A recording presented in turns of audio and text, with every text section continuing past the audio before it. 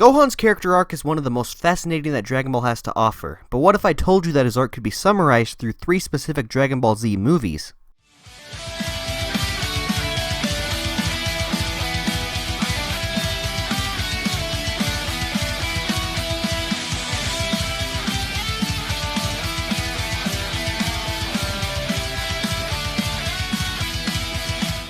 Before watching this video, make sure to check out Reddit user Nova Crystallis, as they are responsible for that outstanding picture of Gohan on the thumbnail. Anyways, how's it going everyone? InnovativeJdawg here with yet another Dragon Ball discussion.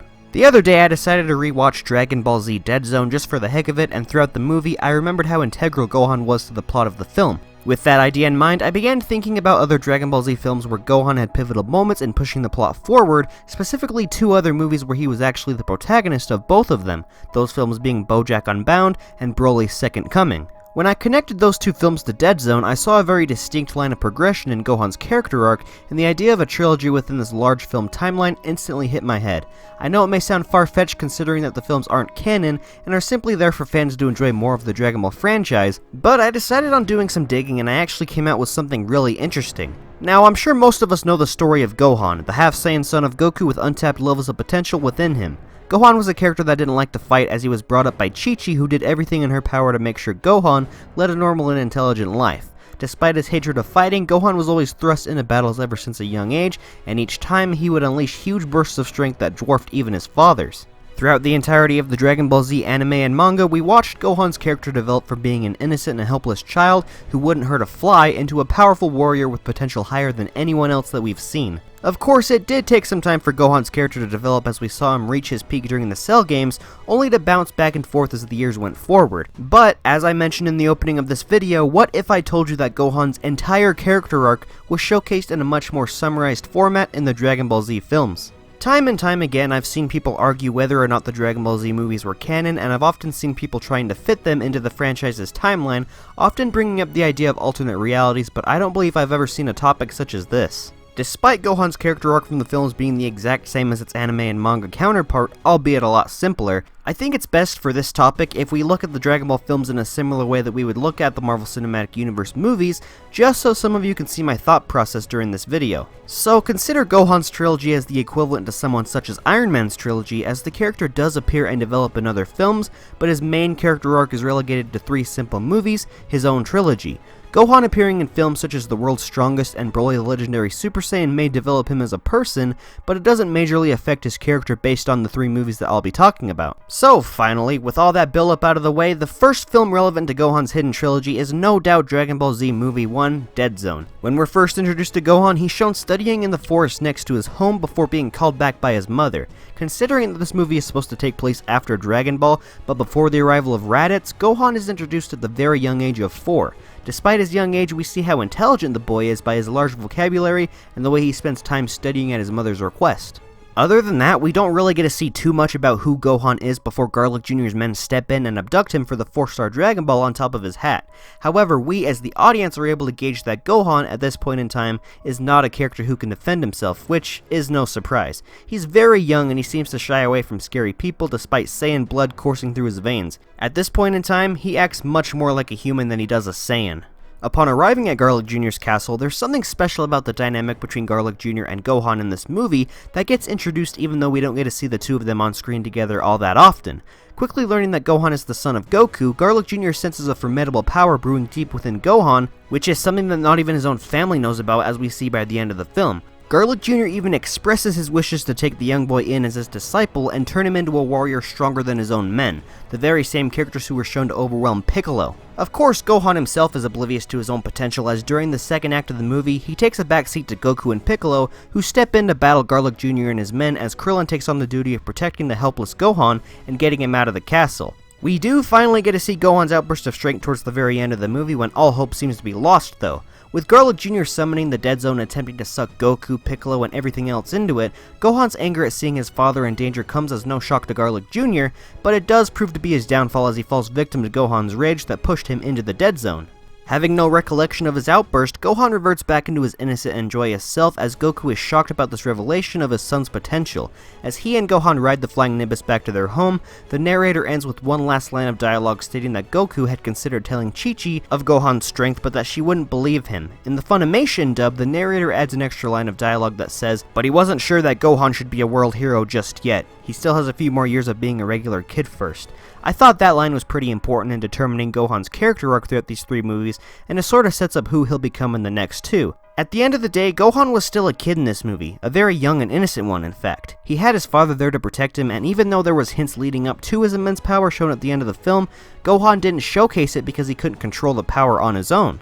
After the events of Dead Zone, Gohan takes part in all of the following Dragon Ball Z films up until BoJack Unbound, the 9th Dragon Ball Z film, but his character mainly took a backseat to stronger characters because remember, Gohan was still growing as a warrior throughout the regular events of Dragon Ball Z. Gohan doesn't really get another chance to shine until BoJack Unbound, which takes place after the Cell games during the 7-year gap before the Buu saga. That final narrator line in Dead Zone is finally catching up to Gohan as we see him now quite a bit older. Because this movie takes place after the Cell games, you may notice that Goku is dead, leaving Gohan as the main protagonist like the series was originally supposed to do. Plus, this Gohan looks significantly older from what we saw him as in Dead Zone. With no Goku there to guide him, we see what the world of Dragon Ball could have been had Goku stayed dead, and had Gohan continued training to protect the planet that his father left behind. In this movie, Gohan's character progresses beyond the scared little kid that had no recollection of his potential that we saw in Dead Zone, as this time around Gohan is much more conscious of the power that he possesses after displaying it against Cell prior to this movie, even though we see that he still doesn't quite have the hang of his power.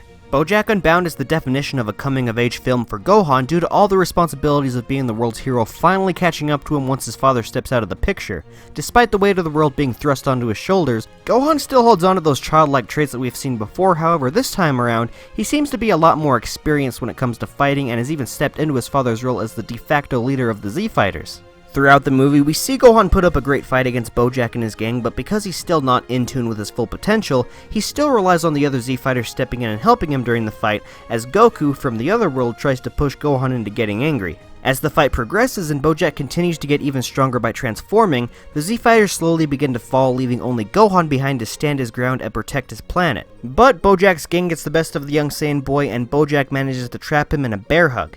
Beginning to squeeze the life out of Gohan, we, the audience, are led to believe that nothing can be done. Despite all of the experience and strength Gohan has acquired after all this time, he has not reached the level that he needed to be at in order to protect everyone around him. At this point, it appears as though all hope has been lost. This forces Goku to break the laws of the other world and step into the battle from the grave. He punches BoJack, forcing him to drop Gohan, and Goku gives some encouraging words to his nearly defeated son before returning back to the other world. With his father's message now engraved in his mind, all of Gohan's buried potential releases itself as he stands back up ready to fight once more. He didn't need to get angry this time around, as all of the responsibilities of living up to his father as Earth's protector gives him the strength to transform into a Super Saiyan 2. At this moment, Gohan displayed that he was capable of tapping into his powers at will once his mind was in the right place, and after defeating BoJack, Gohan secured his place as Earth's protector once more, this time finally embracing his potential and displaying it in a way that made his father proud. Sadly, we all know that Gohan doesn't keep up with his training during the 7-year gap before the Buu saga, so this very well could be the dropping point in his character, but surprisingly, we see Gohan once more in the protagonist role of another movie, the final movie of this hypothetical trilogy. Usually when it comes to movie trilogies, the third film can either be a really good finale to a fan-favorite character, or it could completely butcher everything that has been leading up to it. With Broly's second coming, despite being shown off as Earth's protector once more, Gohan doesn't actually reveal himself until halfway through the movie, as the first half focused on Goten, Trunks, and Videl trying to gather the Dragon Balls, as Broly steps in thinking Goten is Kakarot. I'm sure plenty of you are scratching your heads wondering how on earth Broly's second coming could be a fitting conclusion to this hypothetical Gohan trilogy, as it not only is part of the Broly trilogy of films, but didn't even introduce the character in question until halfway through its runtime.